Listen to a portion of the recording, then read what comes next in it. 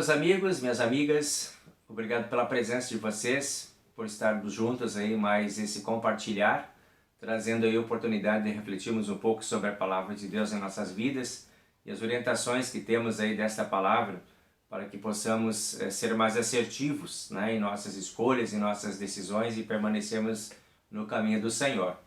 Então hoje nós temos aí o segmento das nossas reflexões em torno do Catecismo Menor de Lutero. Estamos aí com o terceiro mandamento previsto para o dia de hoje. Então quero convidar vocês a uma pequena pausa para a nossa oração. Querido Deus e amado Pai Celestial, muito obrigado por estar sempre presente em nosso caminho, por tornares possível o nosso andar. Obrigado pelos dias que seguem-se na Tua presença, sempre desfrutando da Tua bênção. Que possamos assim permanecer unidos contigo. Concede-nos a graça de podermos santificar a Tua Palavra e considerar como de maior valor o lugar do culto, da oração e da nossa dedicação e vida contigo. Em nome de Cristo, nosso Salvador, pedimos e agradecemos. Amém.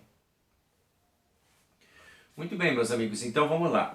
Aí nós temos o terceiro mandamento, então, que tem por texto aqui no Catecismo Menor: santificarás o dia do descanso. E a pergunta, que Lutero faz, então, como sempre em todos os mandamentos, que significa isso?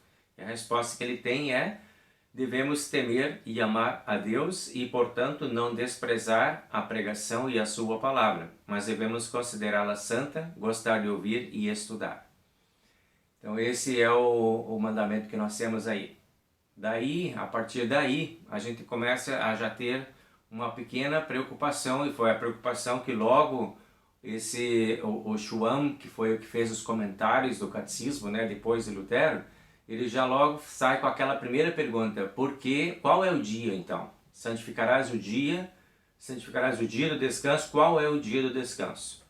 E ele vai direto lá para onde está a raiz de todas as preocupações, digamos assim, que é como isso apresenta-se originalmente lá no texto, quando Deus entregou os mandamentos para Moisés. Então lá Deus definiu o dia, disse especificamente o dia, qual deveria ser esse dia.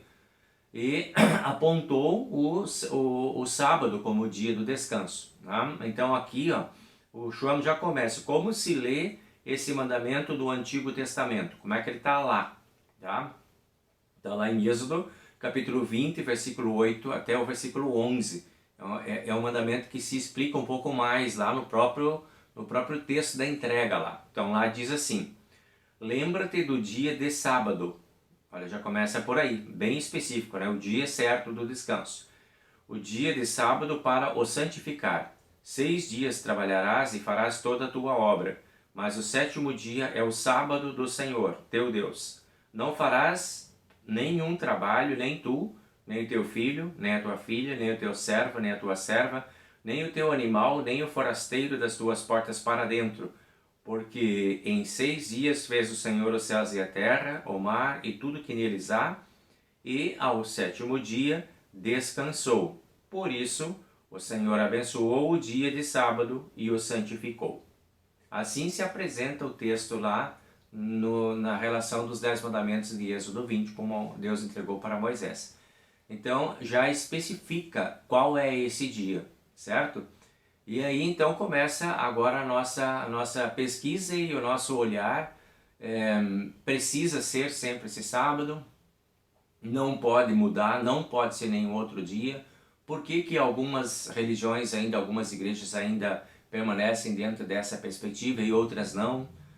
Qual que é o significado que temos agora, para olharmos aí através de que textos nós vamos olhar a nossa realidade, especificamente nós luteranos, que não temos esta ideia de que apenas o sábado é o dia do Senhor. Por que nós não temos esta ideia? Da onde que vem essa outra ideia? É isso que o terceiro mandamento hoje vai nos ajudar a compreender.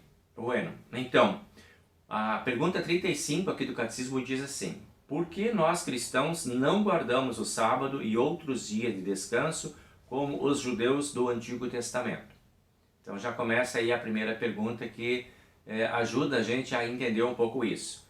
E a resposta está escrita da seguinte forma: no Novo Testamento, Deus mesmo aboliu o sábado e todos os dias de festa.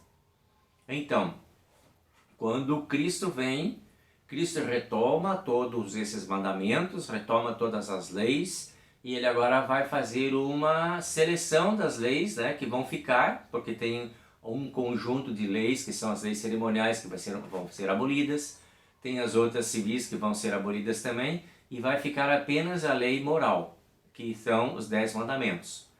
E esta lei moral tem esse terceiro mandamento formatado com esta especificidade de ser o sábado. Mas Jesus, quando foi questionado, porque ele mesmo não guardava o sábado, e ele fez movimentos para deixar claro para as pessoas do seu tempo que ele estava fazendo isso porque haveria mudança. Então ele não estava desrespeitando, mas estava mudando, e ele, como Deus, que tinha feito a lei antes, ele é o único que pode fazer a mudança agora. Porque Jesus Cristo é o Deus verdadeiro que está lá dando para Moisés os 10 mandamentos. É o mesmo Deus, só temos um Deus, sabemos disso lá pelo primeiro mandamento. Este Deus que deu, ele é o mesmo Deus que altera agora. Ele pode, porque é ele que criou o mandamento, da forma como tinha sido criado antes.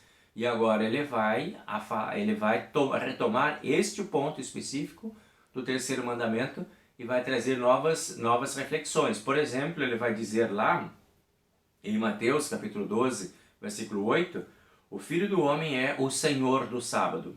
Jesus é o Filho do Homem, ele é o Senhor do sábado. Ele é o dono, ele é o que pode mexer ou não mexer, mudar ou não mexer, ou não mudar. E ele próprio tem atitudes de trabalho no sábado. Ele atende as pessoas, ele cura as pessoas, ele faz atividades normais.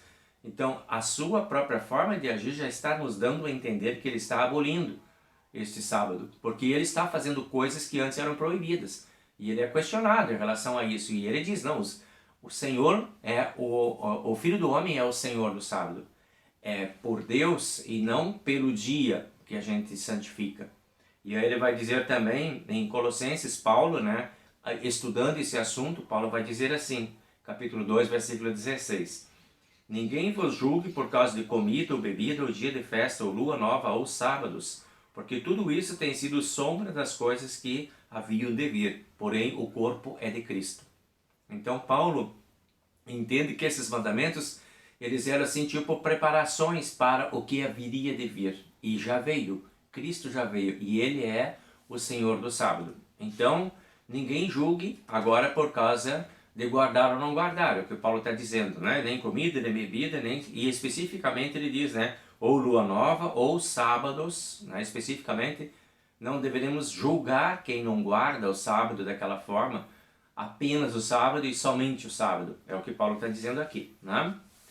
E aí o João vai fazer a outra pergunta 35 do Catecismo. Por que então nós cristãos guardamos o domingo e outros dias de festa?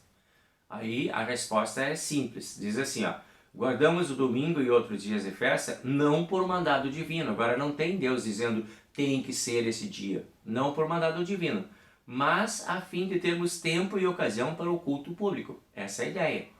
Então nós santificamos o dia do Senhor e guardamos um dia, escolhemos um dia, e a igreja nos ajudou a fazer essa escolha pelas coisas que aconteceram, a gente vai ver logo em seguida, de que o domingo então é o dia escolhido como o dia do Senhor. A tradução da palavra domingo é dia do Senhor, Dominus, né?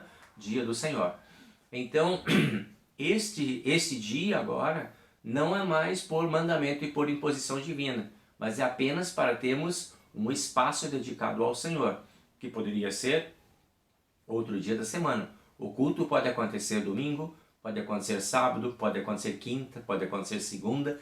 Não tem mais um dia obrigatório. Ele pode acontecer desde que haja o culto, desde que haja a atitude de respeito e reverência ao Senhor, que o Senhor esteja acima de qualquer coisa, qualquer dia pode ser. Não temos agora uma obrigatoriedade. Então ali em Romanos, Paulo conversando sobre isso, ele vai dizer em Romanos 14, um faz diferença entre dia e dia, outro julga igual todos os dias. Cada um tenha opinião bem definida em sua própria mente. Tranquilo.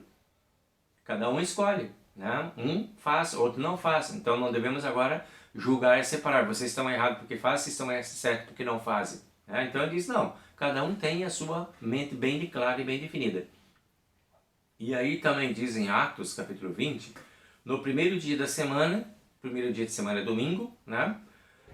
Estando nós reunidos com o fim de partir o pão, que devia seguir de partir o pão, Paulo, que devia seguir viagem no dia imediato, exortava-os. No primeiro dia da semana, eles estavam lá para o partir do pão, que nós sabemos, partir do pão é a Santa Ceia. E Paulo estava lá, pregando no primeiro dia, era domingo, era o dia do Senhor. Então, isso já nos ajuda a compreender por essas práticas, né? Também pelo fato de que, veja bem, Jesus ressuscitou e a sua ressurreição é o centro de toda a nossa fé. E qual foi o dia escolhido pelo Senhor para este grande ato, para este grande feito? Foi o primeiro dia da semana, não foi o sétimo. Daí a igreja toma, então, como referência esse dia como sendo um dia muito importante, porque foi escolhido pelo próprio Senhor para a sua ressurreição. E ele ressuscitou, então, no terceiro dia, que era o primeiro da semana, que era o domingo, e a partir daí a igreja também começa a celebrar sempre os cultos, os encontros, as celebrações, né? Começam a acontecer no primeiro dia da semana, no domingo, e torna-se um hábito celebrar no domingo, mas não mais uma lei e uma imposição. Na pergunta 37 ele diz, qual é, portanto, o sentido do terceiro mandamento no Novo Testamento? Aquele lá que vem, né, de lá de trás, qual é o sentido agora no Novo? Devemos temer amar a Deus e, portanto, não desprezar a pregação e a sua palavra, mas devemos considerá-la santa, gostar de ouvir e estudar. Percebem aí? O que está nessa resposta? O significado do terceiro mandamento é a palavra, está na palavra, santificar a palavra. E não é o dia, mas é a palavra do Senhor. Gostar de ouvir e estudar a palavra do Senhor. Então, a palavra estando no centro, qualquer dia serve, porque o que manda, o que é realmente importante, é a palavra do Senhor. E diz ali, o que proíbe o terceiro mandamento? Ele diz, o terceiro mandamento nos proíbe desprezo à palavra de Deus e à sua pregação. Isso que é proibido. Não devemos considerá-la santa e gostar de ouvir e estudar. Esse é o centro da coisa. O desprezo da palavra é que torna-se problemático. E como é que isso acontece? Como se faz isso? Ele pergunta. Ele diz, desprezamos a pregação e a palavra de Deus quando não aproveitamos nunca a pregação, a palavra escrita de Deus e os sacramentos, ou fazemos com negligência ou leviandade. Esse é o desprezo da palavra. Você nunca mais quer saber desta palavra na sua vida. Então você está desprezando essa palavra, você está negligenciando essa palavra. Você está tratando com leviandade essa palavra. Esse é o seu pecado. Quando isso está acontecendo, isso é o seu pecado. Quando você tem essa palavra como centro da sua vida e continua sendo orientado por ela, mesmo que você esteja impossibilitado de estar num culto, que você esteja na sua casa, adoentado, seja lá o que for o motivo que você tem, mas lá você está lendo a sua palavra, lá você está estudando, lá você está se alimentando dessa palavra, você está santificando essa palavra. Isso tem valor diante de Deus, entende? Porque poderiam acontecer situações em que você esteja impedido, em que você não consiga estar lá presente no culto, dentro de uma celebração, dentro de um templo, diante do altar do Senhor para receber a Santa Ceia. Poderá haver uma situação em que você tem que ficar em casa e que o pastor tem que ir lá na sua casa, ou um amigo, ou um diácono, e vai levar uma palavra, e vai levar uma oração, e vai fazer uma leitura, e vai ter que fazer a Santa Ceia dentro da sua casa. Isso também tem valor de santificação. A palavra está no centro e nós estamos santificando a palavra da mesma forma. Então isso é o que o nosso catecismo vem nos ajudando. Agora ele vai fazer a outra pergunta, né? Ele diz assim, que nos ordena o Senhor no terceiro mandamento? Pergunta 40. Devemos considerar santa a pregação e a palavra de Deus e, portanto, gostar de ouvir e estudar, meditar nela e viver em conformidade com ela e nos esforçar em conservá-la e divulgá-la. Essa é a nossa responsabilidade. Não apenas de termos a palavra como de valor para nós, de usarmos a palavra, de nos consolarmos, confortarmos e orientarmos nessa palavra, mas também conservar essa palavra e divulgar essa palavra. Tudo isso está dentro do terceiro mandamento. Porque o culto ele é um momento de divulgação, de publicação dessa palavra. Ele está em cumprimento ao terceiro mandamento por isso. porque ele está divulgando, está proclamando. Nós lá dentro estamos adorando e o culto está proclamando e divulgando a palavra. Essa é a finalidade da Igreja de Deus ainda hoje, né? Então, cumprir o terceiro mandamento é também desprender esforços para que a palavra continue sendo pregada, seja dentro de um culto, seja dentro do departamento lá da comunidade, onde a palavra está sendo estudada, seja num retiro, seja num congresso, seja numa convenção, seja num concílio, onde essa palavra está sendo levada, divulgada e propagada. Isto tudo está afinado e alinhado com o terceiro mandamento. Então, seguindo lá, ele vai para a pergunta número 41, aonde ele vai falar então agora, a partir de agora, né, ele vai falar sobre a segunda tábua. Aqui nós encerramos a primeira tábua dos 10 mandamentos. Aquilo que eu havia falado para vocês é que os mandamentos se dividem em duas modalidades, né? A primeira modalidade, a nossa relação com Deus. A segunda modalidade, a nossa relação com o próximo. A primeira, nossa relação vertical, e depois as nossas relações horizontais, né? Com a família, com os amigos e com tudo que temos aí. A partir então, da semana que vem, a gente vai para o quarto mandamento, que vai começar essa relação horizontal, né? Iniciando pela família. Então até aqui a gente vem com essa história, para a gente poder conferir algumas histórias bíblicas lá, se você quiser dar uma olhadinha lá em Lucas capítulo 2, versículo 41 a 52, lá você vai encontrar uma história relativa ao terceiro mandamento, quando você vai encontrar o menino Jesus no templo, gostando de ouvir a palavra de Deus, né? Quando ele era ainda criança, estava lá. Também em Lucas capítulo 2, versículo 19, você vai encontrar Maria, que é aquela que guarda a palavra de Deus em seu coração. E em Lucas capítulo 10, versículo 39, você vai ver a Maria, irmã de Marta, que está lá também ouvindo a palavra enquanto Deus ensina para ela a palavra. E Jesus então diz, esta está fazendo a coisa melhor, né? Então essas são as histórias que nós temos aí também referentes ao terceiro mandamento. Gente, era isso que nós temos para hoje. Que Deus abençoe então para nós esse tempo de reflexão. Que Deus nos ajude a encontrar sempre o nosso caminho, a nossa direção, e que possamos ser orientados por essa palavra que nos dá segurança e que serve para nós como freio, espelho e norma de vida. Freio para a gente parar e avaliar o que está fazendo, espelho para a gente dar uma olhadinha e ver como é que a gente está diante de Deus, e norma para a gente aprender os caminhos que precisamos fazer na presença de Deus. Deus abençoe a todos, uma boa semana, estaremos juntos na próxima quarta-feira. Tchau, tchau. O Senhor nos abençoe e nos guarde. O Senhor faça resplandecer o seu rosto sobre nós e tenha misericórdia de nós. O Senhor sobre nós levante o seu rosto e nos dê a paz. Amém.